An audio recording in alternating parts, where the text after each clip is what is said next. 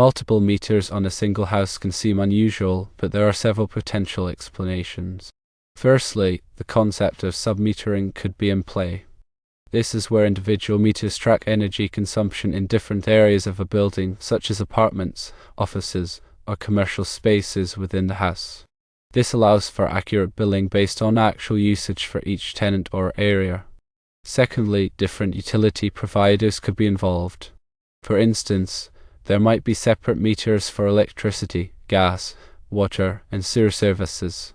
This is more likely if different companies supply these utilities to various sections of the building. Thirdly, backup power systems could be a factor. If the house has systems like generators or solar panels, they might have their own dedicated meters to monitor energy production and consumption from those alternative sources. Fourthly, consider historical installations. Older houses might have accumulated multiple meters over time due to changes in occupancy, additions to the building, or modifications to the electrical or plumbing systems. Some of these older meters might even be non-functional, but were simply left in place. Fifthly, in some cases, the house might be used for research or monitoring purposes. This could involve multiple meters to meticulously track energy consumption, environmental data, or the performance of various systems within the house. Sixthly, off-grid systems can necessitate multiple meters. In more remote areas, a house might rely on a combination of off-grid sources like solar panels and traditional utility connections. Separate meters would be used to monitor each of these sources independently. Seventhly, specific appliances might have dedicated meters. High-energy appliances like electric vehicle chargers or water heaters could be placed on separate meters to precisely track their energy usage, potentially for billing or energy management purposes. Eighthly, architectural features could play a role. Houses with complex or unique designs might require multiple meters to accommodate different electrical circuits or utility pathways throughout the building. Ninthly, security systems can contribute to the meter count. Some houses have separate meters for their security systems, including components like motion detectors, surveillance cameras, and alarm systems to isolate their energy consumption. Tenthly, in buildings with multiple tenants, each tenant might have their own meter. This allows for accurate tracking of utility usage for each tenant, simplifying billing and ensuring fair allocation of costs. The presence of 11 meters suggests a combination of these factors might be at play. It's possible that the house was originally designed or later adapted to accommodate multiple independent living spaces or commercial activities. It's also possible that the house has had a long and complex history with additions, renovations, and changes in utility providers, leaving a legacy of multiple meters. Remember that the exact explanation can only be determined by a thorough inspection of the property and a review of its utility history. The electrical service is a critical aspect to consider. Each meter generally corresponds to a separate electrical service entering the building. To understand this better, it's helpful to know about electrical service types commonly found in residential buildings. In North America, a standard residential service is often 120/240 volts, single-phase, 3-wire. This means there are two 120-volt lines and a neutral wire. The 240 volts is obtained by using both 120-volt lines. This service is typically sufficient for most household needs. However, larger homes or those with high electrical demands, such as electric heating or multiple air conditioning units, might have a larger service, such as 200 amps or more. Now, imagine a scenario where the house was initially a single-family dwelling but was later converted into multiple apartments or rental units. In this case, each unit might have been given its own separate electrical service and meter. This would allow the landlord to accurately bill each tenant for their electricity consumption. The local electrical code and utility company regulations dictate how these services are installed and metered. Let's delve into the potential code requirements. The National Electrical Code, or NEC, provides guidelines for electrical installations in the United States. Although it's not law itself, it is widely adopted by states and municipalities. The NEC addresses the requirements for service entrances, metering, and distribution of electricity within buildings. For instance, NEC Article 230 covers service entrances. It specifies the requirements for the size and type of service conductors, overcurrent protection, and grounding. If the house has multiple meters, each service entrance must comply with the NEC. This includes having appropriate overcurrent protection, such as circuit breakers or fuses to protect the electrical system from overloads and short circuits. In addition, each service must have a grounding electrode system to ensure safety and prevent electrical shock hazards. The grounding system typically consists of a grounding electrode, such as a ground rod or a connection to a metallic water pipe, and a grounding conductor that connects the electrode to the service equipment. Metering requirements are also addressed by the NEC and local utility regulations. The utility company typically owns and maintains the meters, and they have specific requirements for their installation and accessibility. The meters must be installed in a location that is easily accessible for reading and maintenance. They must also be protected from physical damage and environmental conditions. If the house has multiple meters, each meter must meet these requirements. The NEC also addresses the requirements for submetering. Submetering is the practice of installing meters downstream from the main service meter to measure the energy consumption of individual tenants or areas within a building. Submetering is often used in apartment buildings, office buildings, and shopping centers. The NEC specifies the requirements for the installation and wiring of submeters. The submeters must be installed in accordance with the manufacturer's instructions and all applicable codes. They must also be properly labeled to identify the area or tenant that they serve. Let's consider some specific scenarios to illustrate how these factors could add up to 11 meters. Imagine the house was originally a large single-family home but was later converted into 4 separate apartments.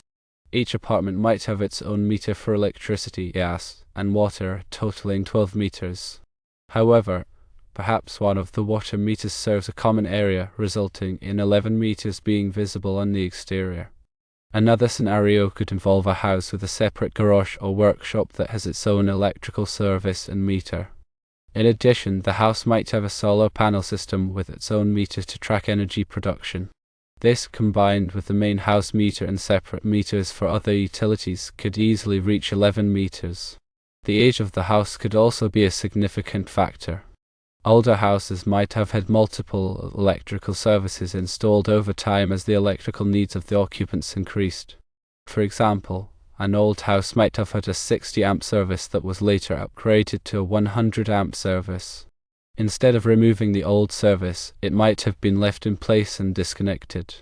Over time, additional services might have been added, resulting in multiple meter locations. In addition to the NEC, local building codes and utility regulations also play a significant role in determining the number and type of meters installed on a house. These codes and regulations can vary widely from one jurisdiction to another. It's important to consult local building officials and the utility company to understand the specific requirements in a given area. Some jurisdictions might have specific requirements for submetering, such as requiring landlords to install submeters in all new apartment buildings.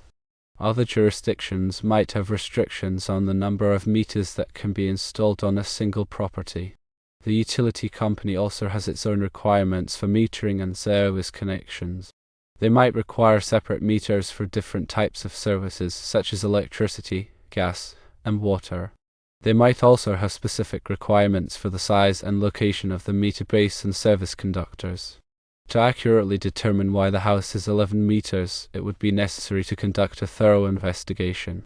This would involve inspecting the electrical and plumbing systems, reviewing the building permits and utility records, and consulting with local building officials and the utility company. By gathering all of this information, it would be possible to piece together the history of the house and understand why it has so many meters. Consider the electrical panel itself. A thorough inspection of the electrical panels associated with each meter would reveal how the electrical load is distributed throughout the house. Each circuit breaker in the panel corresponds to a specific circuit in the house. By tracing the circuits, it would be possible to determine which areas of the house are served by each meter. If the house has been converted into multiple apartments, each apartment would likely have its own electrical panel and meter. The electrical panels would be located in each apartment and would be accessible to the tenants. The main electrical panel for the house would likely be located in a common area, such as the basement or a utility room. The main panel would serve the common areas of the house, such as the hallways, stairwells, and laundry room. In addition to the electrical panels, it would also be helpful to inspect the wiring throughout the house. The type and size of the wiring can provide clues about the age and capacity of the electrical system. Older houses might have knob and tube wiring, which is an outdated and potentially hazardous type of wiring. Newer houses typically have non-metallic sheets cable, which is a safer and more reliable type of wiring. The size of the wiring is also important. The size of the wiring must be appropriate for the amount of current that it is expected to carry. If the wiring is too small, it can overheat and cause a fire. In addition to the electrical system, it would also be helpful to inspect the plumbing system. The plumbing system includes the water pipes, sewer pipes, and gas pipes.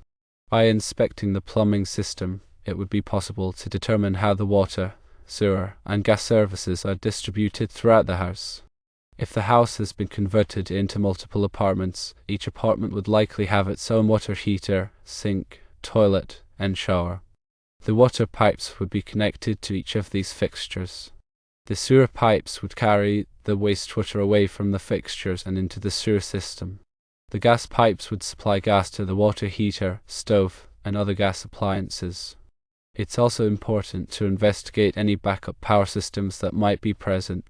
This could include generators, solar panels, or batteries.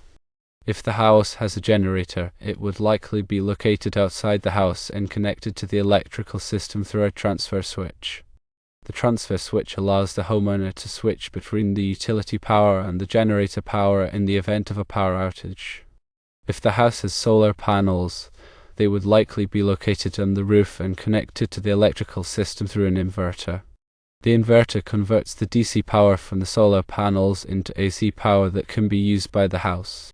If the house has batteries, they would likely be located in a battery bank and connected to the electrical system through a charge controller. The charge controller regulates the flow of electricity between the solar panels, batteries, and the house. Finally, it's important to review any building permits and utility records that are available.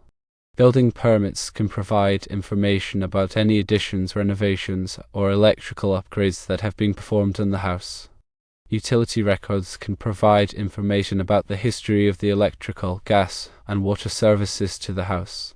By reviewing these records, it might be possible to identify any changes that have been made to the metering or service connections over time. In summary, the presence of 11 meters on a single house is unusual but not necessarily indicative of a problem. There are several possible explanations, including submetering, multiple utility providers, backup systems, historical installations, research or monitoring purposes, off-grid systems, specific appliances, architectural features, security systems, and tenant management. To accurately determine why the house has 11 meters, it would be necessary to conduct a thorough investigation, including inspecting the electrical and plumbing systems, reviewing the building permits and the utility records, and consulting with local building officials and the utility company.